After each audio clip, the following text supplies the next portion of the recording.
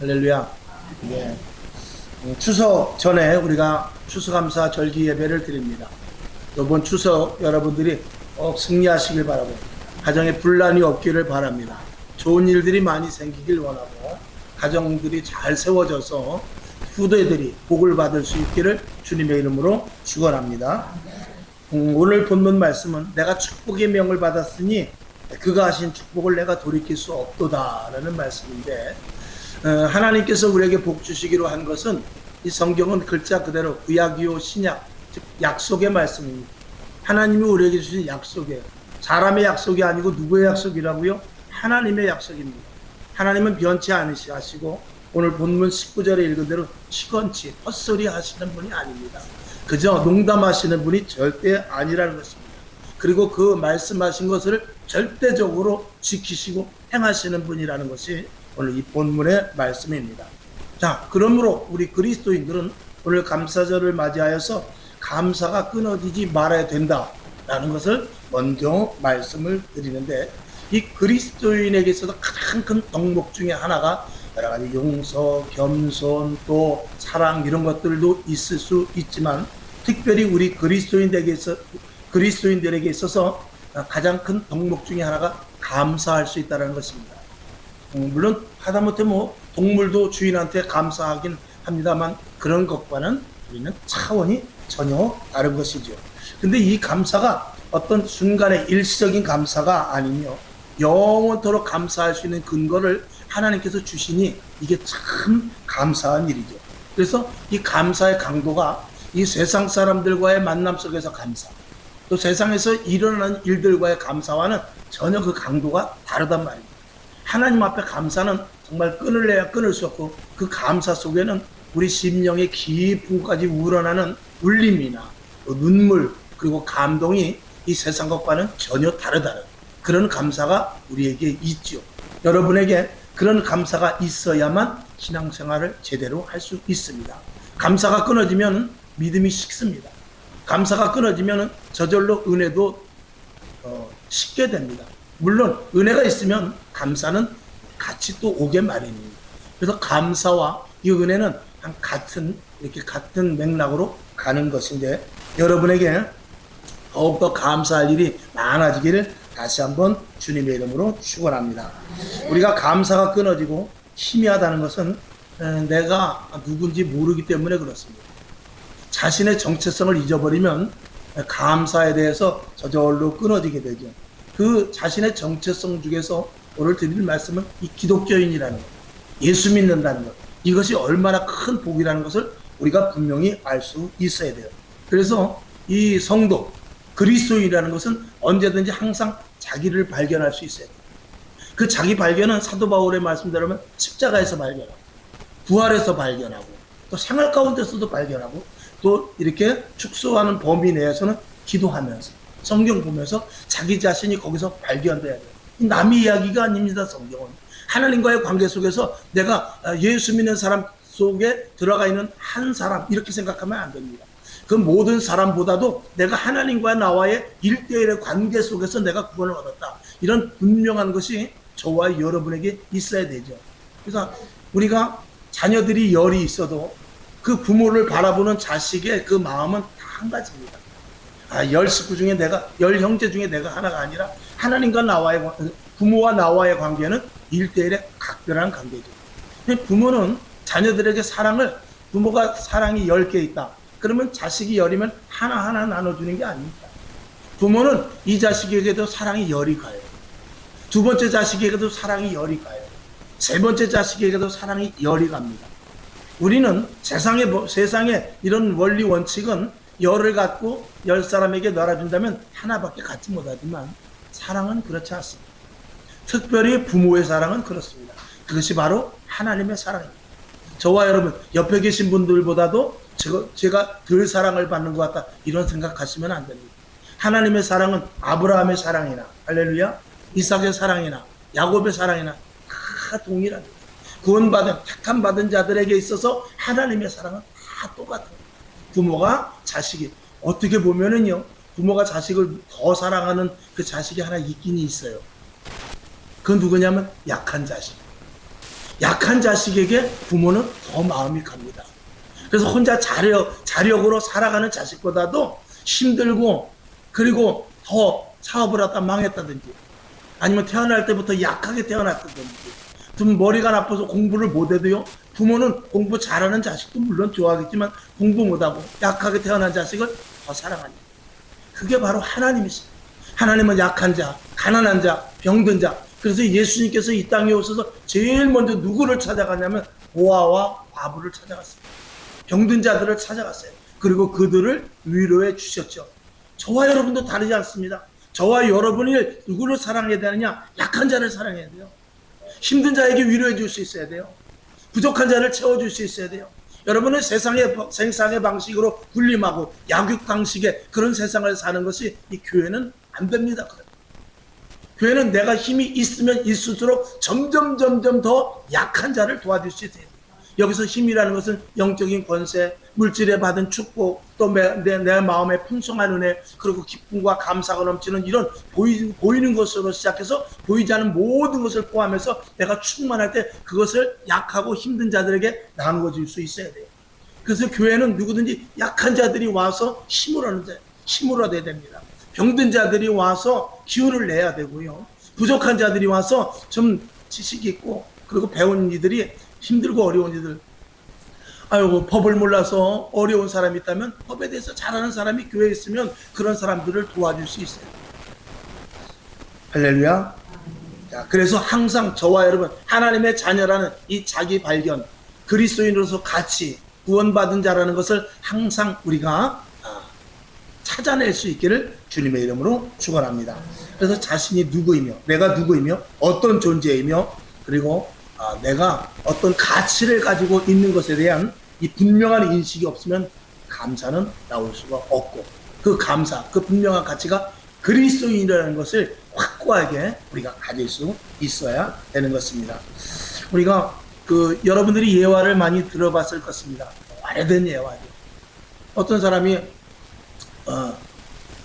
그 사람이 신발이 없어가지고 신발이 그 신발이 막 헤어지고 또 신발이 맞질 않아가지고 불평불만을 하면서 신발 좀 이게 좋은 거 사신어야지 안 되겠다 그러는데, 그러다가 휠체어 타고 가는 사람을 보고 목발을 짚고 가는 사람을 보고 또 휠체어를 타고 가는 사람을 보고 저 사람은 걷지도 못하는데 나는 걸을 수 있으니 감사하구나, 그런 생각을 했다라는 것입니다. 여러분 지금도 나는 제발 이 환자복만 좀 벗었으면 좋겠다, 그런 사람이 왜 없겠어요? 그런 사람이 분명히 있습니다. 나는 제발 앉아서만 있어도 좋겠다 하는 그런 사람도 있습니다. 거기다 대면 우리는 기본적으로 감사할 수 있는 조건은 얼마든지 우리에게 있는 것입니다. 내가 내 손으로 버스만 타고 다닐 수 있어도 감사한 거예요. 남들이 자가용을 타고 다니는 것을 부러워할 것이 아니라 내가 내 손으로 버스를 타고 다닐 수만 있어도 그것도 사실은 감사한 것입니다. 우리가 그럼에도 불구하고 진정한 감사가 나오지 못하는 것은 이제 말씀을 드리겠습니다만, 우리가 자녀들도 마찬가지입니다. 부모가 컴퓨터를 하나 사주면 참 감사하죠. 신발을 좋은 걸 하나 사주면 감사하지 않겠습니까? 또 부모가 돈이 많아가지고 자녀들에게 좋은 유산을 물려주면 감사하겠죠. 그러나 그런 것은 사실은 일시적이고 그런 것들은 상대적입니다. 그러면은 좋은 신발, 나이키 신지 못하고 5,000원짜리 신발 사시는 사람은 불행하게 됩니다. 그리고 좋은 컴퓨터를 사주지 못하는 부모 밑에서 자라는 학생은 불행할 수밖에 없습니다. 그런데 그것이 감사할 수 있는 것은 내 부모에 대한 가치를 알면 감사할 수 있습니다. 나는 우리 어머니, 우리 아버지가 나를 가장 사랑해 주시는 분이야. 나는 우리 가정이 제일 멋진 그런 장소야.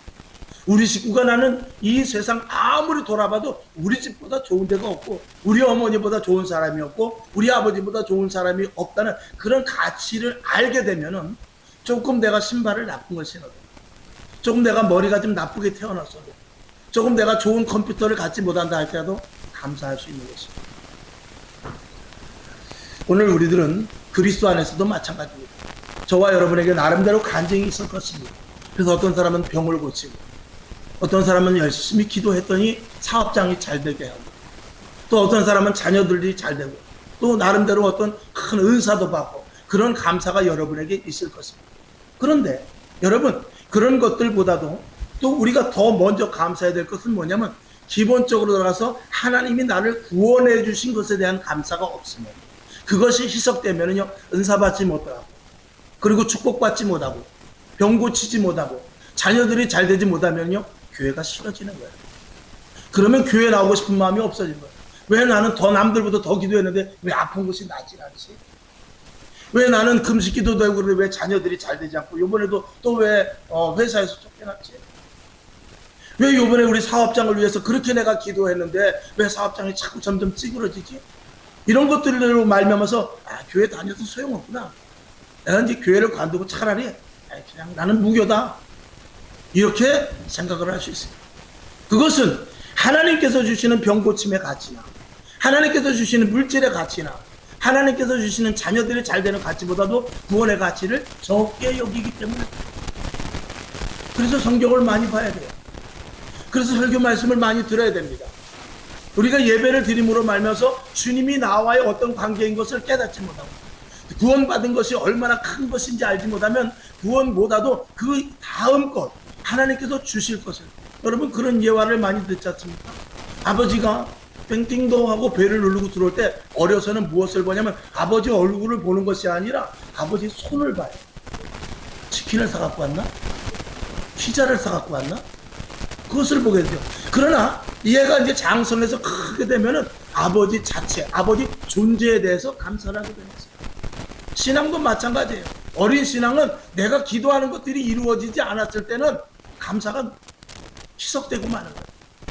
그리고 내가 기도하는 것들이 잘 이루어지게 되면 감사 넘쳐서 교회 와서 찬송도 부르고 헌신도 하고 봉사도 하죠. 그러나 그것보다 본질적인 것은 내가 구원받은 것이 얼마나 큰 가치며, 이 인생의 가치가 정말 중요한 것이 무엇이며, 영원한 천국이 있다는 것이 분명히 믿어지고, 야, 우리가 예수를 믿지 않으면 죽을 자리밖에 갈 수 없는 지옥 백성밖에 되지 않는구나, 이것을 분명하게 느낄 때는 그 이후에 일어나는 어떤 일이 있다 할지라도 감사로 대처할 수 있게 되는 것입니다. 그거는 가정이나 교회, 신앙생활이나 같은 맥락에서 볼 수 있어요. 가난하면 어떻습니까? 집에서 반지하에 살면 어때요? 부모님의 사랑을 정말 안다면, 그 가정의 귀중함을 안다면 그런 것들은 참 조금 불편할 뿐이지, 그것 때문에 감사를 못할 이유는 없는 것입니다. 내가 좀 좋지 않은 직장을 다니고, 내가 좀 지시 가방끈이 짧아가지고 남들보다 대기업 다니지 못한다 할지라도 정말 그 가정이라는, 그 우리 부모라는, 그리고 자기 자신에 대한 어떤 가치를 알게 되면은 그런 것은 얼마든지 감사로 대체할 수 있을 줄로 믿습니다. 자, 우리는 이제 그리스도인이니까 하나님의 자녀에 대한 이 감사가 얼마나 큰 것에 대해서 잠시 말씀을 나누고자 하는 것입니다. 여러분 주보에도 이렇게 말씀을 한 일부분 올렸습니다만, 히브리서 1장 14절 한번 우리 다 같이 볼까요? 앞에 자막을 한번 참조해 주시기 바랍니다. 시작. 모든 천사들은 부리는 영으로서 구원 얻을 후사들을 위하여 섬기라고 보내심이 아니면 천사도 우리만 못하다. 그래서 찬양도 있죠. 천사도 근모하는 아름다운 그 모습 전국에서 해같이 빛나리. 그런 찬양도 있지 않습니까? 천사와 마귀는 거의 동격입니다. 우리가 예수를 믿지 않으면 마귀의 손에 놀아날 수밖에 없는 그런 존재예요. 그러나 우리가 예수를 믿음으로 말면서 천사도 우리에게 부림을 당하기 위해서 하나님께서 우리에게 붙여주셨다는 거예요. 그러면 우리가 충분히 마귀를 제어할 수 있는, 사단을 제어할 수 있는 권세와 능력이 우리에게 있다는 이 사실을 구원받은 자는 분명히 알아야 돼요. 제가 우스갯소리를 항상 말씀드리지 않습니까? 여러분, 이 세상 사람들은 사주팔자를 보면 어떻게 그렇게 딱 맞는지 몰라요. 몇 날 몇 시에 난 거 가지고 점집에도 가고, 요즘 뭐 애들 많이 뭐야 그거 뭐 하는데, 점집 뭐죠 그거? 네? 타로 전부로 가고 그러는데 그런 것들이 거의 맞습니다. 왜냐면 그게 다 통계로 나온 것이기 때문에.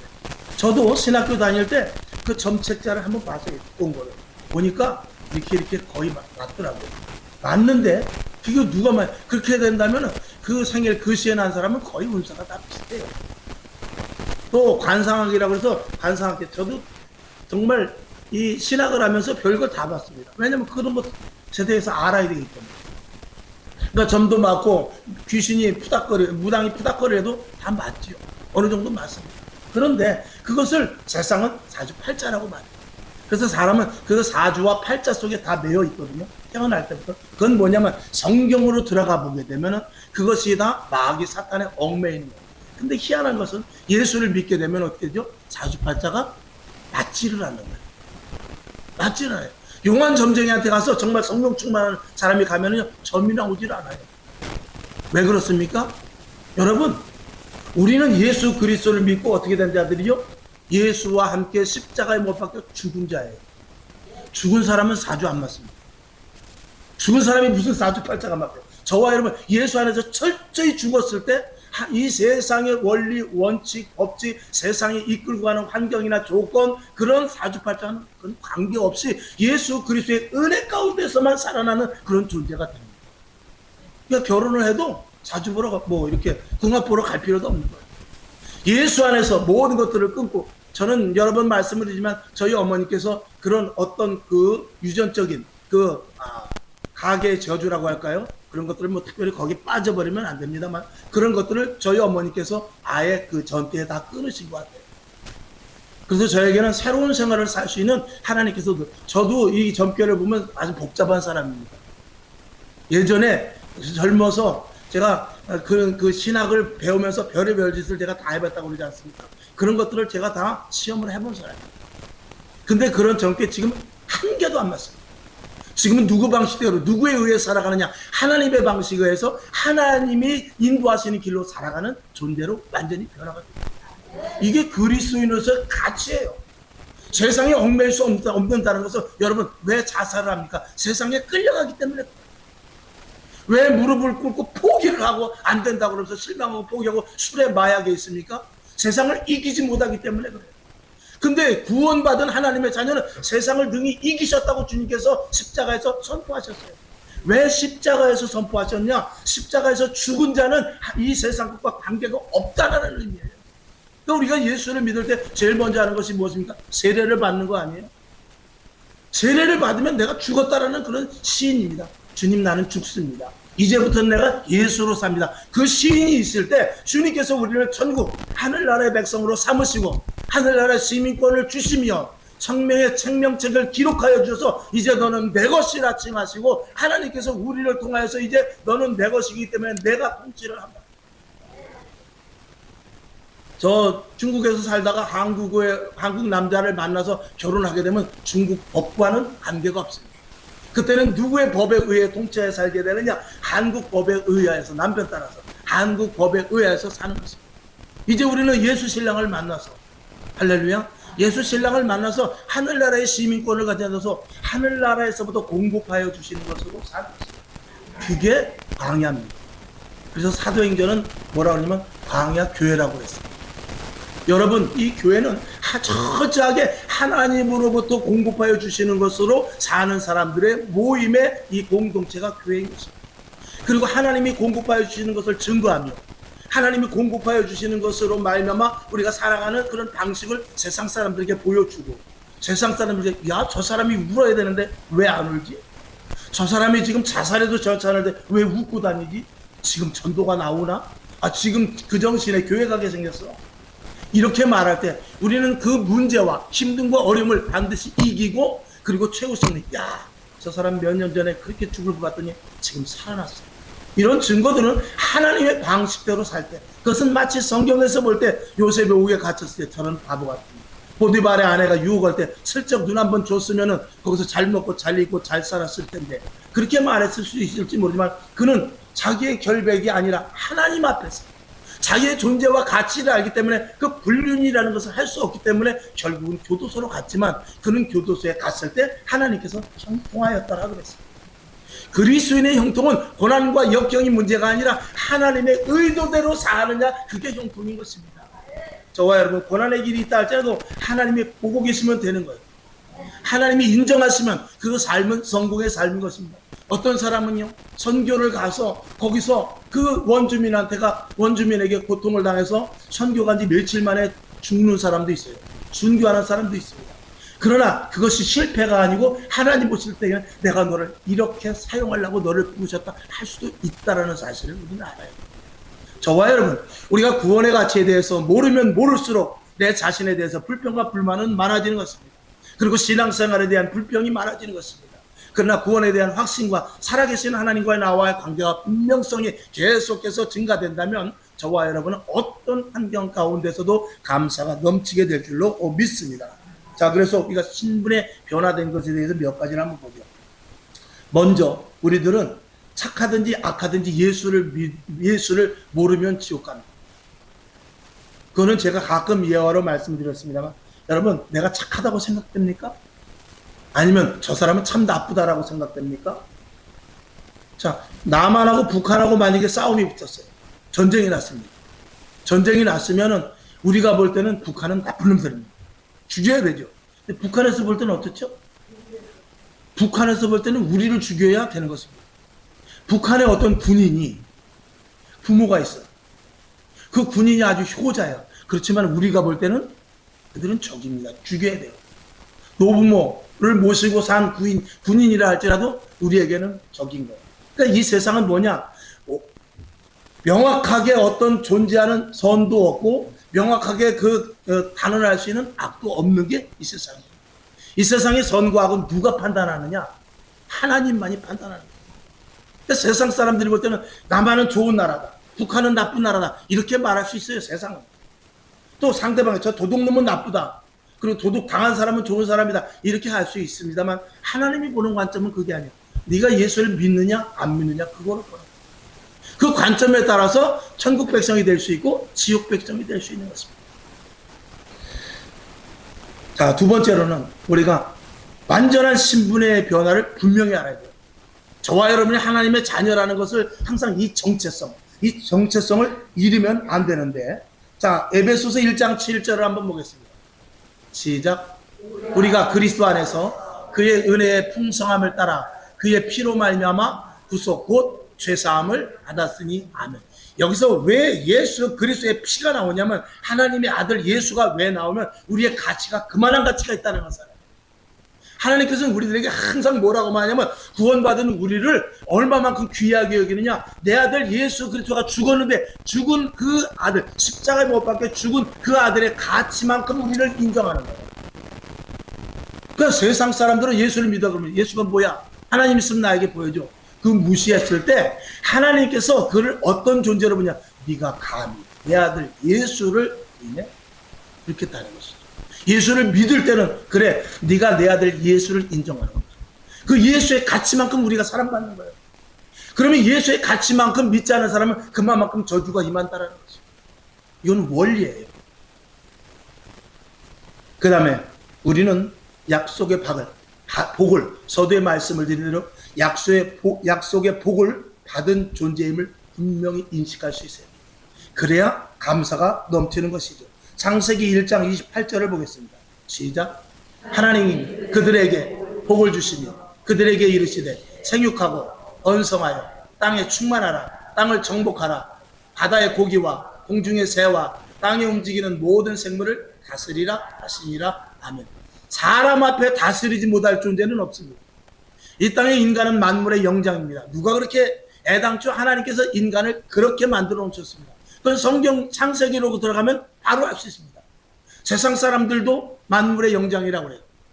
강아지가 아무리 머리가 좋아도, 지금 강아지와 인간과 수천 년을 살았어도 강아지가 아무리 똑똑해도 자기 신발 하나 신지 못합니다.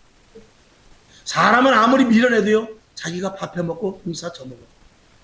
물론 저 같은 사람이 있으면 천년을 살아도 자전거 하나 못 만들겠지만, 그럼에도 불구하고 인간의 가치는 짐승의 가치와는 전혀 다릅니다.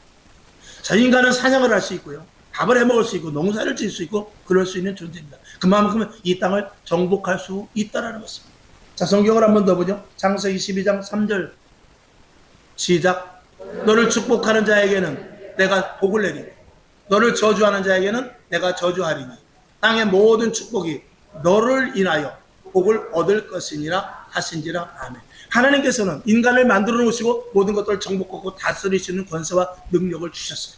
그런데 특별히 하나님께서 믿는 자들에게 예수님께서 십자가에 못 박혀 돌아가심으로 말미암아 믿는 자들에게 더 큰 은혜와 복을 주셨으니 그건 뭐냐면 조금 전에 말씀을 드린 대로 이 세상의 원리 법칙 사주팔자를 포함해서 우리의 모든 인생을 다 점령할 수 있는 권세를 우리들에게 주셨다는 것입니다. 이게 우리 인간에게 있어서는 엄청난 큰 복이라는 사실입니다. 그 다음에 네 번째로 가서 여러분 주보에도 있습니다. 천국의 시민권자임을 분명히 알아야 됩니다. 빌립보서 3장 20절 21절을 보죠. 시작. 오직 우리의 시민권은 하늘에 있는지라 거기로서 구하는 자 곧 주 예수 그리스도를 기다리노니 21절. 그가 만물을 자기에게 복종케 하실 수 있는 자의 역사로 우리의 낮은 몸을 자기 영광의 몸의 형체와 같이 변케 하시리니 그랬어요. 변케 하시니 그만큼 세상에 굴복되지 않을 수 있는 권세와 능력이 우리에게 있게 하여 주셨다는 것입니다. 이 권세 미국 사람들은 여기 와 있어도 당당합니다. 왜냐하면 미국의 그 시민권으로서의 보호를 받고 있기 때문에 그렇죠. 저와 여러분 이 땅에 살지만 하늘나라의 시민권, 내가 아무리 음부의 권세, 또 습한 곳, 그리고 악한 자리에 있고 내가 나도 모르는 가운데 정말 위기에 처해 있는다 할지라도 하나님은 우리를 보고 계신다는 것입니다. 이 땅에 미군들이 여기 아무리 와 있지만 그들은 항상 이 미군들을 주시하고 있습니다. 왜? 미국 군인이기 때문에. 저와 여러분 하늘나라의 하늘나라의 시민권을 가진 자이기 때문에 저와 여러분이 어디로 가든지 하나님은 우리를 불꽃 같은 눈동자로 보고 계세요. 이것이 분명하고 선명하면 선명할수록 우리의 가치를 극대화시킬 수 있고 그만큼 감사가 넘칠 수 있습니다. 그리고 우리 안에서 그로 말미암은 권세를 누릴 수 있게 된 것입니다. 모르면 모를수록 그 권세와 주님이 주시는 복을 누릴 수가 없게 되는 것입니다. 어떤 분이 이것도 물론 오래된 예화입니다만 아들이 가면서 어머니 제가 급해가지고 현금을 못 갖고 왔는데 이거 쓰세요. 수표를 줬어요. 100만 원짜리 수표를 줬어요. 근데 시골 노인네가 보니까 이 수표가 뭐 알겠어요? 모르겠어요. 가만히 갖고 있다가 겨울에 바람이 그 창문에 문풍지가 좀 찢어져 가지고 바람이 너무 들어오니까 이거 종이가 어디 있어? 그래서 수표를 붙였다는 거 아니에요. 그러고 나서 이놈 아들이 돈을 주고 가야지 이게 이놈의 자식이 나쁜 것 같으네. 지가 판사가 됐다더니 뭐 이래가 사장이라더니 이래가면서 불평불만하는데 우리 어머니가 잘 계신가 하고 내려다보니까 쫄쫄 굶고 있어. 왜 그러나 했더니 네가 돈을 주고 가야지. 그리고 가만히 창문을 보니까 100만 원짜리 수표를 거기다 붙여놓고 있어. 여러분 이게 참 무슨 얘기고 이 예화는 모르는 사람이 없습니다. 그런데 우리가 이 예화를 우습게 들을 것이 아니라 하나님에 대한 가치, 그리스도의 자녀의 가치, 구원받은 자의 가치, 하늘나라의 시민권을 가진 가치, 그리고 예수 그리스도의 이름을 부르는 자로서의 가치를 모르면 우리도 똑같아요. 여러분 오늘도 700만 명 정도가 이 땅의 모든 교회들이 예배를 드려요. 과연 그 가치를 알고 그 가치를 누리면서 예수 믿는 사람이 몇 명이나 되는 거예요. 그 가치를 아는 자는 주님 오시는 그날까지 끝까지 교회에 붙어 있을 것입니다. 그 가치를 모르는 자는 코로나가 온다든지 다시 한번 위기가 올 때는 예수님 죄송해요. 나는 더 이상 교회 나갈 수 없어요. 가치를 아는 자는 여러분 친구의 가치를 알면 그 친구를 위해서 내가 죽어줄 수 있습니다. 가정의 가치를 아는 사람은 그 가정을 위해서 내가 우리 가족을 위해서 죽을 수 있습니다. 그 가족의 가치를 가장 잘 아는 사람은 엄마입니다. 아버지도 세지만 엄마가 더 세요. 가정을 위해서 자녀가 죽을 것 같습니다. 죽을 것 같습니까? 죄송하지만 어림없습니다. 내가 살고 봐야죠. 그렇지 않은 자녀도 있습니다. 근데 엄마는 가정을 위해서 분명하게 죽을 수 있어요. 아버지는 조금 강도가 약해.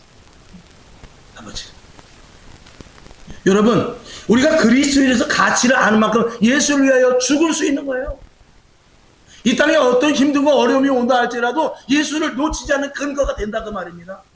그래서 교회 안에서 어떤 일이 일어나든지 교회에서 정말 장로님이 어떻고 목사가 어떻고 그런 것을 떠나서 하나님과의 관계 속에서 그리스도인으로서 구원의 가치를 한다면은 혹시 그 교회가 문을 닫고 분란이 있어서 교회가 문을 닫는다 할지라도 나는 교회를 찾아갈 수밖에 없는 그런 가치를 가진 존재가 되는 것이죠. 여러분에게 이런 가치를 분명히 가질 수 있기를 주님의 이름으로 축원합니다. 그래서 영적인 이 권세가 있는 것에 대해서 우리가 분명히 알아야 되는데, 마태복음 10장 1절을 보겠습니다. 시작. 예수께서 그 12 제자를 부르사 더러운 귀신을 쫓아내며 모든 병과 모든 악한 것을 고치는 권능을 주시니라. 아멘. 이 근거는 어디서부터 나오느냐? 천사도 우리에게 부림을 당하라고 하나님께서 보내준, 예를 들어서 비서다, 호봉이다. 그러면 천사와 마귀는 같은 동급이거든요. 그럼 마귀 역시도 우리가 예수 이름의 권세로 부릴 수 있다는 것을 인식하는 자는 병든 자 위에 기도할 수 있고 귀신을 물리칠 수 있고 사단과 싸워 이길 수 있는 근거가 됩니다. 그러나 설마하고 어떻게 귀신을 이겨, 어떻게 마귀를 이겼어 하는 사람은 죽어도 이길 수가 없어요. 이 권세가 여러분에게 부여됐다는 사실을 주님의 이름으로 부탁을 드립니다. 아멘. 이 권세는 어마어마한 권세입니다. 예수 그리스도의 방불과 예수 그리스도의 권세와 방불한 권세입니다. 여러분, 우리가 영혼을 불쌍히 여기는 것은 뭐냐면, 이 땅에는 많은 사람들이 어디에 다 속해 얽매여 있어요. 자꾸 뭐 사주팔자 얘기했어요. 죄송하지만 그런 세상의 어떤 방식에 얽매여 있어요. 그러니까 그들은 돌파구를 찾으려고 권력의 줄을 대고 물질의 줄을 대고 명예의 줄을 대고 그리고 자기 취미의 줄을 대고 그것도 저것도 안 되다 그러면 아이고 나는 저 자연인이나 하러 가야 되겠다. 이렇게 되는 것입니다.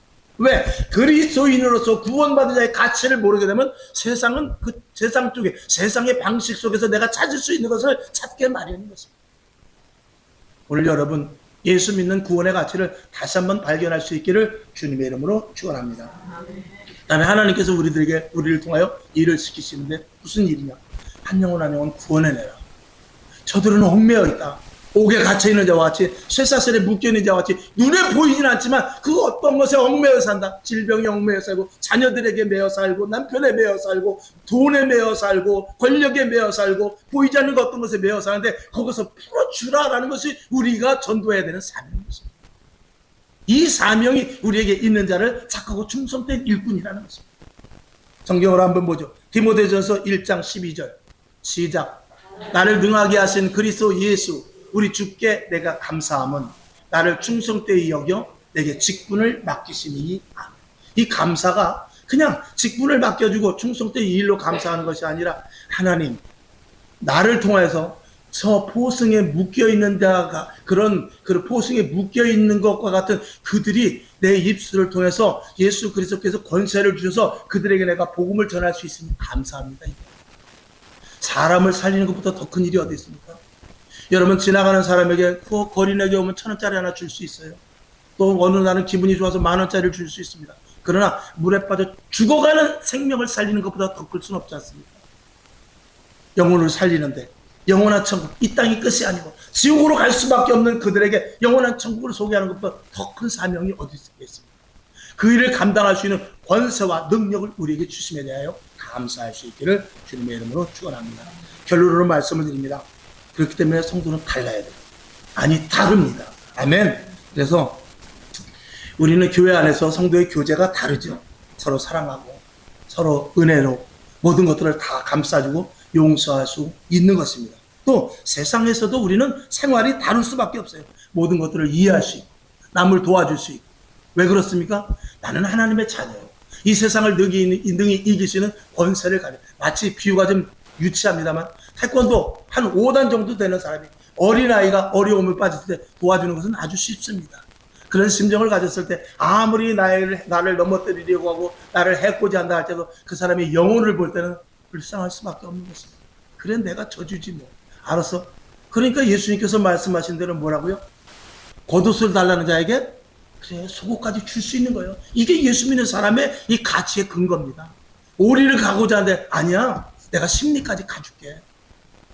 이것은 예수 그리스도인으로서의 가치를 가진 자가 그냥 저절로 할 수 있는 그런 모습인 것입니다. 여러분 그리스도인이 이 정도 된다면 예수 믿는 사람들이 이 정도 된다면 세상의 사람들이 왜 교회를 우습게 보고 왜 믿는 사람들에게 대하여 손가락질을 하겠습니까?